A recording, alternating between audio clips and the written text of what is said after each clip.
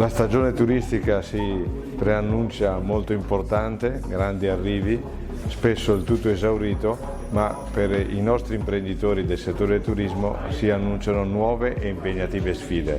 La sfida è quella di affrontare costi imprevisti, la ricerca e la selezione di personale in un momento di grande difficoltà, e quindi oggi più che mai si afferma la necessità di fare rete, di mettere in comunicazione le imprese turistiche, anche se questa non è un'abitudine storicamente consolidata, per affrontare le sfide dei prossimi anni.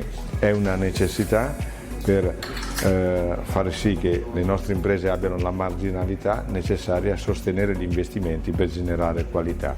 Oggi la richiesta da parte del turista è di trovare qualità. La qualità avviene con gli investimenti, con la ricerca di nuove formule, e il fare rete aiuta anche in questa direzione. In una stagione che è positiva, ma dobbiamo guardare al 2023, 2024, 2025, quando auspichiamo, perché questo vuol dire che gli orizzonti mondiali si aprono ancora più positivamente, ci sarà il ritorno di una competitività anche per il lago di Garda, e dobbiamo essere pronti ad affrontare quei momenti nel modo migliore.